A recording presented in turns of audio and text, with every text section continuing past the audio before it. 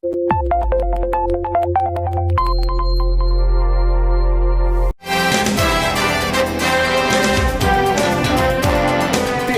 Metropolitano, onde nossa gente é destaque.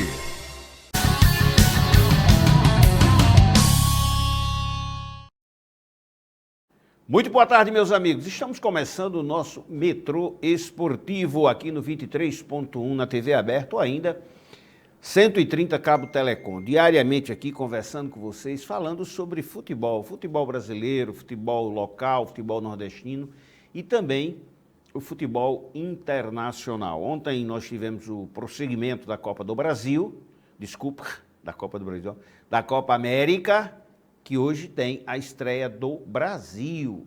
Às 22 horas tem o Brasil estreando hoje contra a equipe da Costa Rica. É muito interessante isso, né, cara? Talvez aí há 10 anos, 15, você falasse que tinha o jogo da seleção brasileira, pronto. 6 horas parava tudo, o pessoal ia por barzinho, encher a cara, encher a lata, o pessoal que estava em casa preparava a cerveja no congelador, a picanha não, a isca de peixe ou a tripinha assada. Meu irmão, hoje, pra vocês terem ideia, tem jogos pela série D e C, no mesmo horário, praticamente. Aqui em Natal nós teremos o ABC Futebol Clube às 20 horas, quer dizer, o cara que vai para casa, quando ele chegar, está terminando o jogo, né, do Brasil, né? É incrível, mas faz parte, né? No Campeonato Brasileiro, Série A, tivemos ontem vários jogos, tivemos um jogo sem nenhuma novidade, né? Não, eu não me refiro à vitória do Flamengo sobre o Fluminense. Isso aí até, eu não posso dizer que é novidade, mas também não deixa de ser uma novidade, né?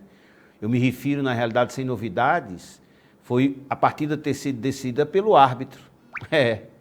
Meu irmão, o cara marcou um pênalti, que eu vou dizer um negócio a você. Eu queria ter a coragem de marcar aquele pênalti na minha pelada. Que cara de pau, velho. E o pior, nem o VAR chamou. O Flamengo poderia ter vencido de 3, 4, não haveria exagero nenhum, porque foi infinitamente superior ao Fluminense. O Fluminense chutou a primeira bola gol aos 21 minutos do segundo tempo. Prestem bem atenção. Porém, o gol marcado pelo Flamengo, no pênalti, né, marcado pelo árbitro, coisa assim, ridícula, patética, absurda, mas é o Flamengo, né? É o Flamengo. E aí, amigão, parece que a lei de quem grita, né? E os dirigentes do Flamengo têm gritado muito, principalmente porque estão com jogadores e outras seleções como se ninguém tivesse, só o Flamengo, né? O Atlético Mineiro não tem, o Grêmio não tem, o Palmeiras não tem, só quem tem é o Flamengo. Mas tá valendo, porque todos os jogos têm acontecido algo sempre favorável. Já no sábado, em Curitiba, no Couto Pereira, o Internacional venceu o todo-poderoso Grêmio. Agora, eu quero chamar a atenção para a entrevista pós-jogo do Renato Gaúcho. Renato que tem o Ricardo Fonseca, o Ricardo Batata, como grande ídolo, né? Batata é fã número 1, é ídolo de Renato Gaúcho, né? Aliás, Renato Gaúcho é o seu ídolo, o inverso. Renato Gaúcho é o seu ídolo, né? E ele disse o seguinte, que o Grêmio está jogando mal, porque os jogadores do Grêmio estão com saudades da família, porque já estão há 40 dias longe dos seus familiares. Como se, por exemplo, os jogadores do Internacional não. Como se, por exemplo, ele, Renato, não tivesse ido embora para o Rio de Janeiro no início das enchentes no Rio Grande do Sul, enquanto seus companheiros, seus jogadores, seus comandados carregavam pessoas nas costas, dirigiam carros para tirar as famílias das enchentes, ele estava no Rio de Janeiro, nas praias carioca. Bicho, o cara é cara de pau, é até redundante, mas o cara é cara de pau. Ricardo Fonseca, boa tarde. Foi você que ensinou a Renato Gaúcho a se expressar perante a imprensa, perante a mídia, perante as câmeras de televisão, porque as pérolas de Renato Gaúcho realmente devem constar num livro. Boa tarde, doutor Ricardo. Boa tarde, Pedro Neto. Boa tarde, Anselmo. Pedro Neto, ele ficou malandro quando foi para o Rio de Janeiro. Porque ele é um treinador do interior do Rio Grande do Sul.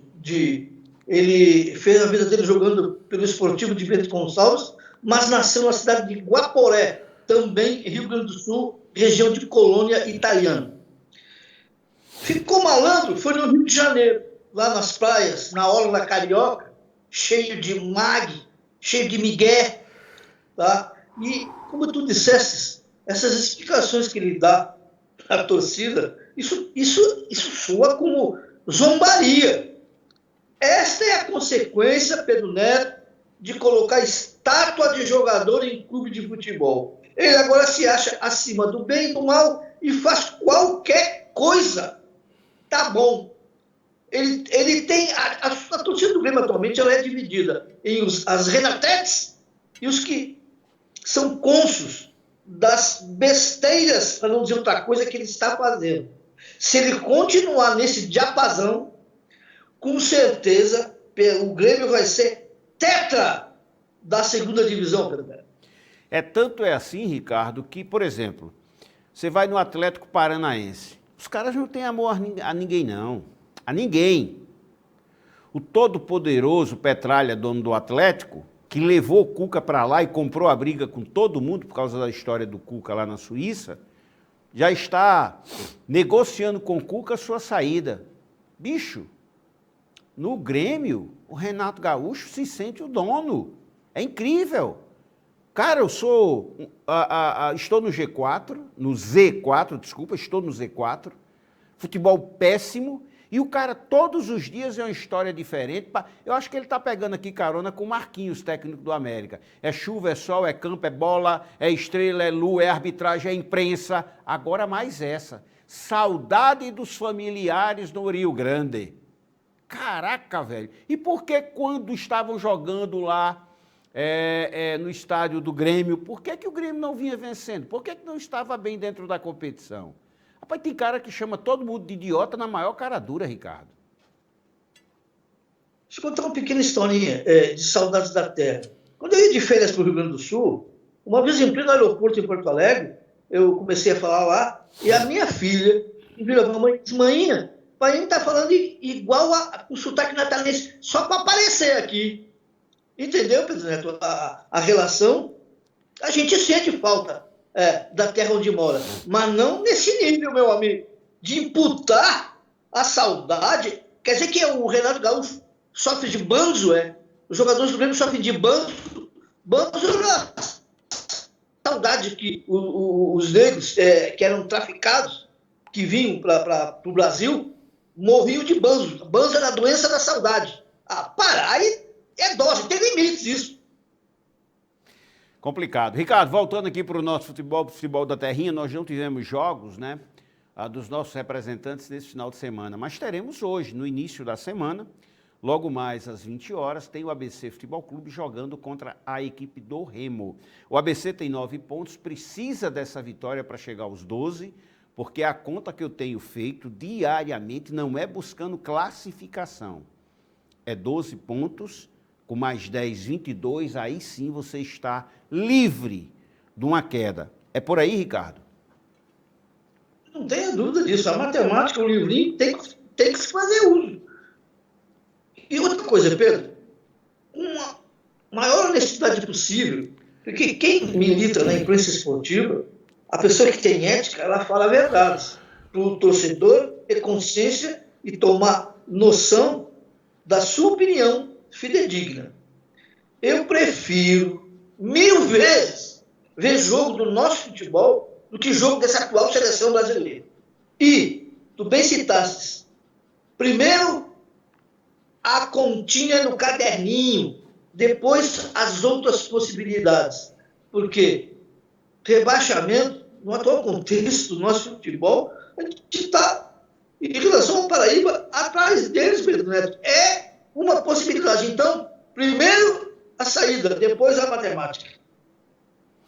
Verdade. Ricardo, dá para dizer que o ABC é favorito ou, no teu entendimento, o ABC não é favorito para o jogo de hoje?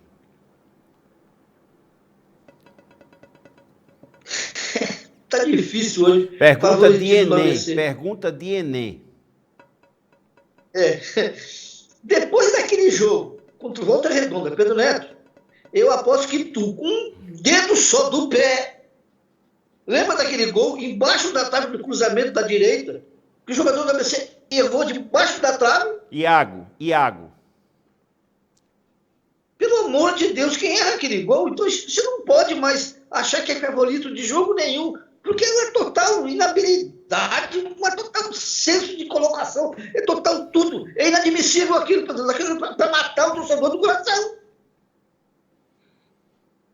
Complicado, muito. Ricardo, em relação ao América, o América volta a campo quinta-feira, o Santa Cruz e o Potiguar jogam no estádio Barretão. Santa Cruz não tem outra alternativa a não ser vencer esse jogo, porque hoje é o quinto colocado, vencendo, vai torcer contra os demais para que volte novamente à zona de classificação.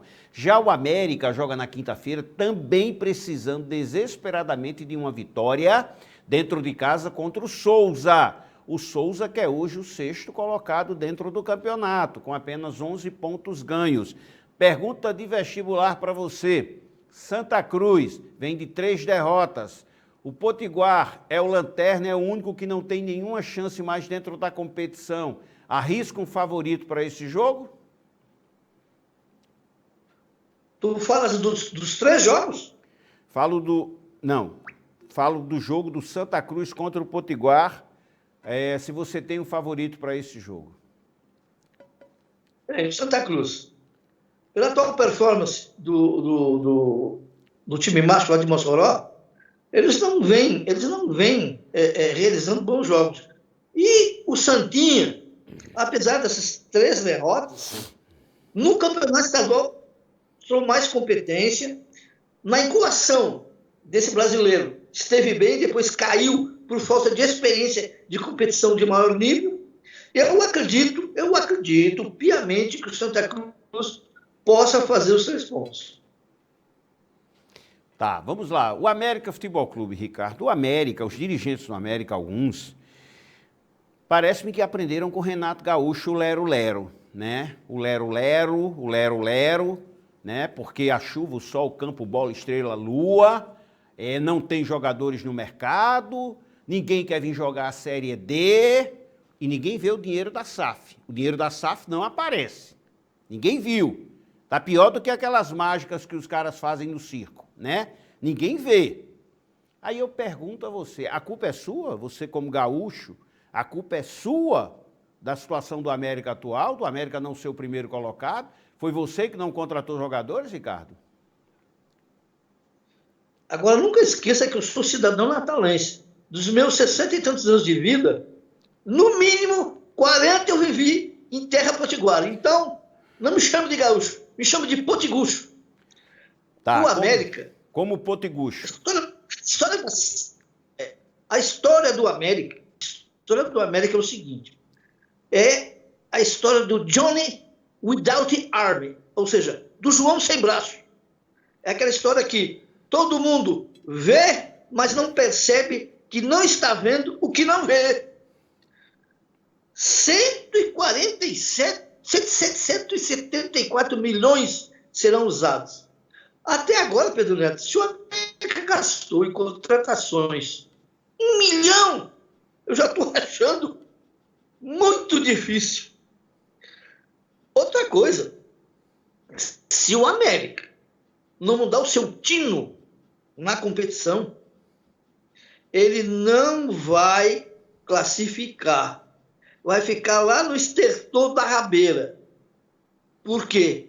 O time do América, apesar da brabeza do seu treinador lá na beira do campo, não flui o futebol. O América alterna bons e maus momentos em todas as partidas. Isso aí não leva time nenhum à classificação, Pedro. Você mudaria a equipe do América para hoje? O ataque seria os 2 novos contratados, Luiz e o Ricardo Bueno? No seu entendimento, o técnico deve manter a equipe que vinha atuando? Vou falar como se eu fosse o técnico.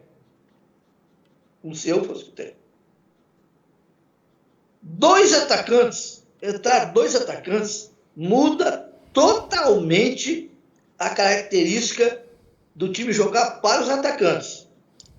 Por quê? São novas características de jogo, nos quais tem que ter um entrosamento para quem vai passar a bola para esses dois jogadores, conhecer as suas características. É claro que no treino eles veem se é destro, se não é, se é ambidestro, mas a maneira de se deslocar, a maneira de partir para cima, de fazer a jogada, de receber a jogada é diferente. Eu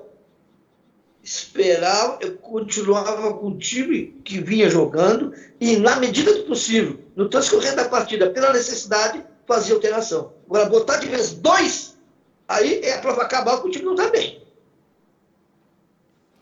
Ricardo, para finalizar com você.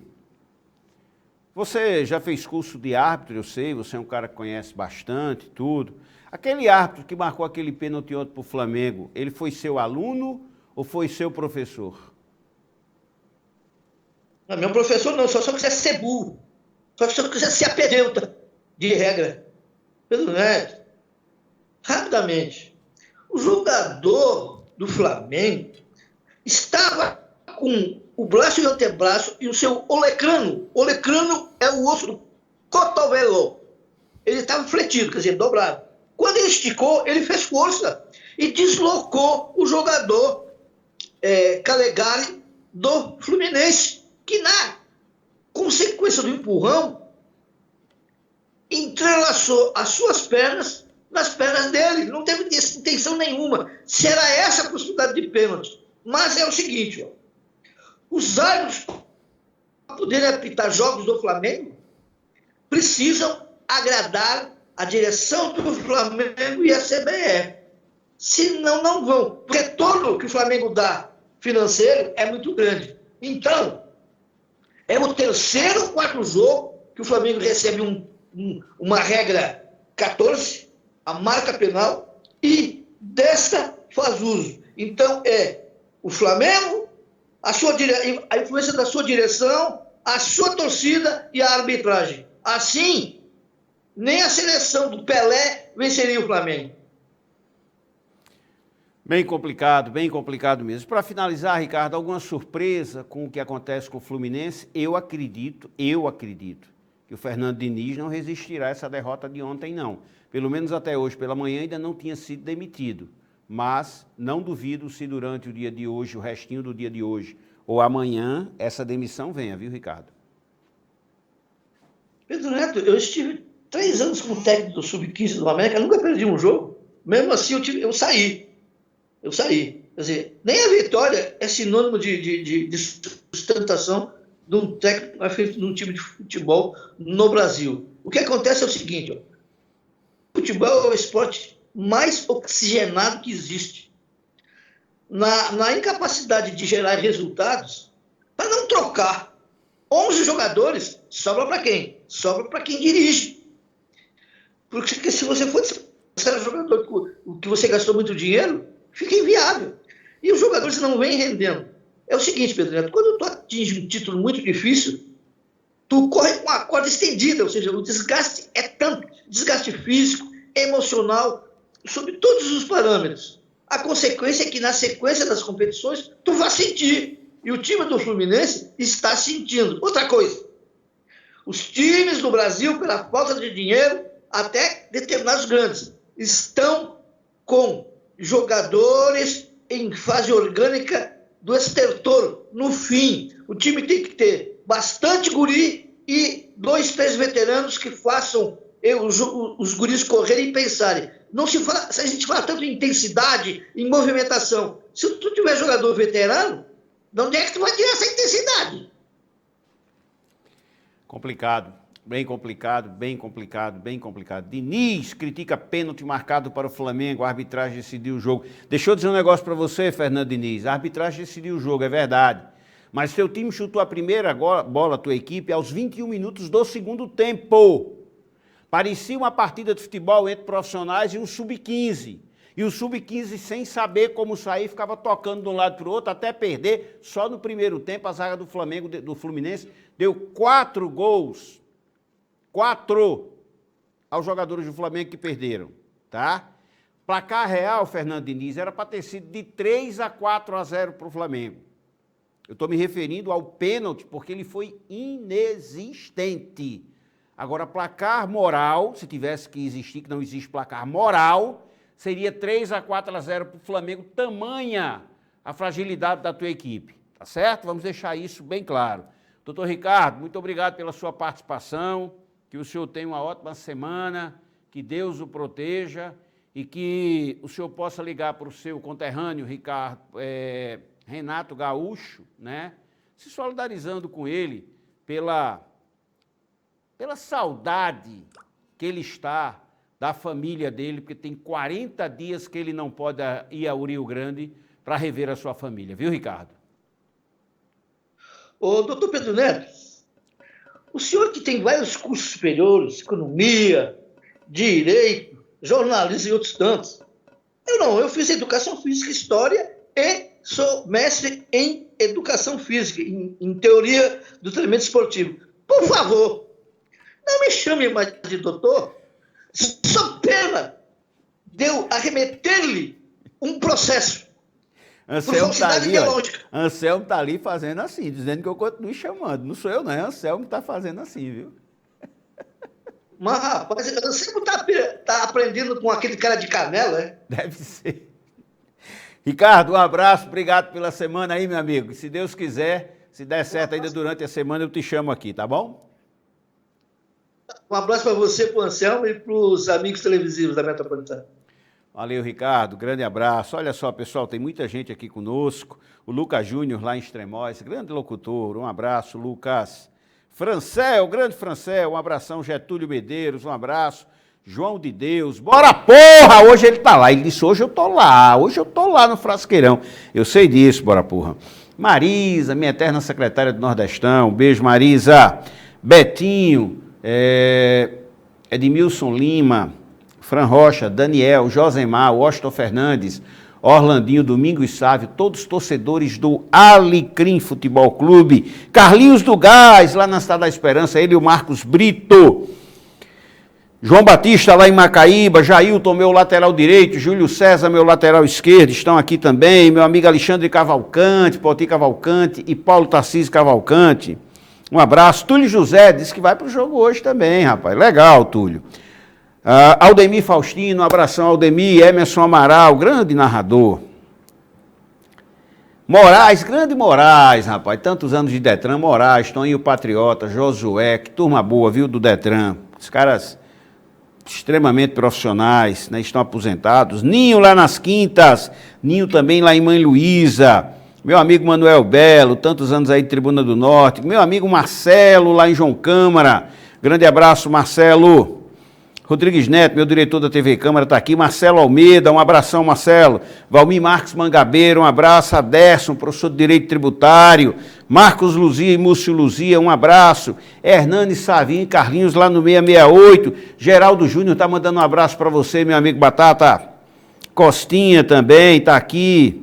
Quem está mais? Castilho Sávio, torcedor do América. Valeu, Castilho. Nogueira, lá em Nova Cruz. Valeu, Nogueira. Um abraço. Denilson Targino, Denis Gol, rapaz, está aqui também. Rodrigo, torcedor lá de Parnamirim. Rodrigo, um abraço para você, para suas netinhas, a Eloá. Um abraço para a Eloá, um beijo grande para ela e para as outras duas também. Natanzinho lá em Pau do Cerro está aqui também. Dido, meu amigo Dido, um abração, muito obrigado, Dido, torcedor do ABC. Valeu, Dido. Quem está mais aqui? Vavá, meu cinegrafista lá da TV Câmara, um abraço. Wellington Lula Anselmo também vai estar lá hoje à noite, né, Lula? Toninho Gomes, valeu, Toninho. Marco Oliveira, valeu, Marcão Riba, Marco Cavalcante. Carlos Gutenberg, Ocivaldo Félix, um abraço. Seu Mordes, que vai estar lá no jogo hoje à noite também, valeu, Seu Mor. Um abraço para você também. Moab Cabeça de Elefante também vai estar lá. Edivan Rodrigues, Edivan, um abração, muito obrigado, meu amigo. Serginho Lira, grande Serginho, um abraço, rapaz, obrigado, viu? Valdeci está aqui também, valeu. E a todos vocês que estiveram conosco até agora, tá bom, pessoal? Muito obrigado, amanhã eu quero voltar aqui, se Deus quiser, feliz da vida com a vitória do ABC. Eu espero que o ABC conquiste uma grande vitória na noite de hoje. Vamos torcer para que isso aconteça. E o nosso programa, não esqueçam, né? Está ainda às 13, é isso, Anselmo? 13 horas, tá? Mudou novamente, tá? Saiu das 13h10 para as 13 horas. Esses recados que eu estou dando é porque a informação que eu recebo aqui da direção. Então, se estão botando o horário no outro, o programa no outro horário, aí, meu amigo, paciência, mas 13 horas a partir de hoje, tá bom? Um grande abraço para vocês, muito obrigado e até lá.